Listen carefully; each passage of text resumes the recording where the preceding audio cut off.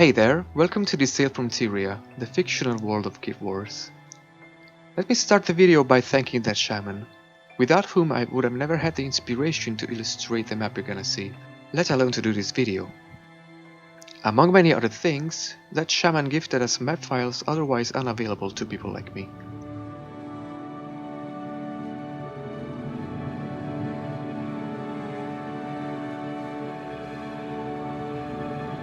So, only the shape of the map is coherent with in-game depictions, like the floor of the Durman Prairie's hidden library and the globes in the guild halls. The globe in the Chantry of Secrets unfortunately does not count, as the texture appears to overlap with itself.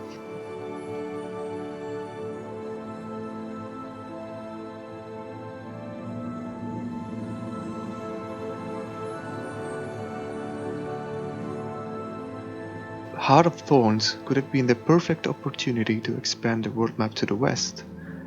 With 4 new maps, Auric Basin is the only one to have a consistent overlap with locations from the original Guild Wars. Yet it was where Tarir and the Exalted were placed. In addition, Dragon's Stand ended up being partly located on a promontory that's unique to Guild Wars 2, yet part of it stands on water. Why not expand the world map to the west then, placing 1 or 2 zones there? This way, for example, the Exalted and their city could have been located deeper in the jungle. Perhaps the humans chosen for turning into Exalted came from the west. Even though full illustrations of the planet predate Out of Thorns, having to actually show unexplored territory was perhaps the very reason the world map was not expanded, because unlike with Path of Fire or End of Dragons, there would be no reason to. Regardless, expanding the world map would have been an interesting thing to do at the time. With that said, I designed westernmost Tyria with existent lore in mind, and I'd like to show you some hypothetical zones without going too much into detail. First, there's the Simeon Stretch.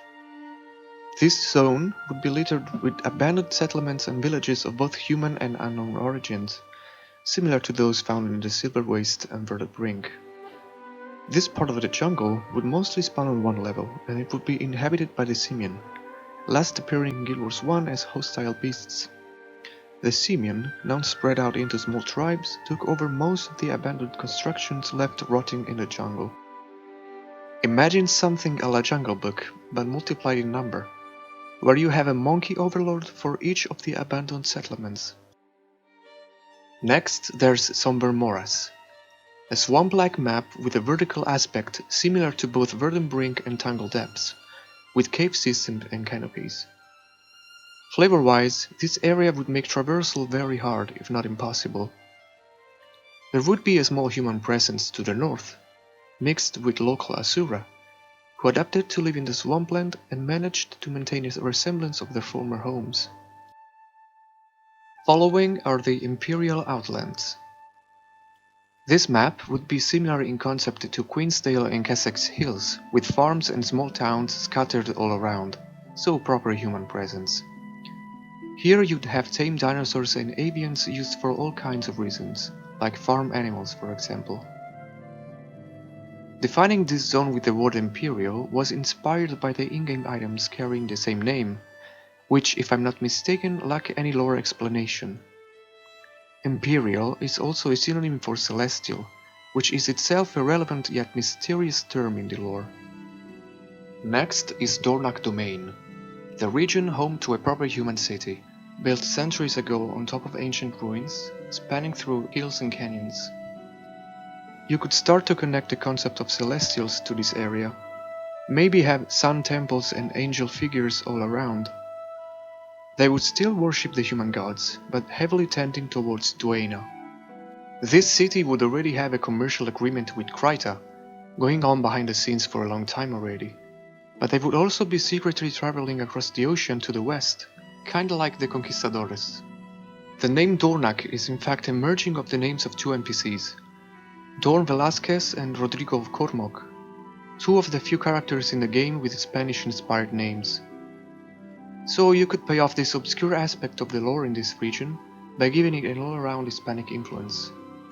You could also connect to this area some of the seemingly disconnected items and mounts found in the game, like the resplendent avian and the Sun Temple gecko skins, the legendary scepter Xuquatl, or even the sovereign weapons, which always seemed out of place to me.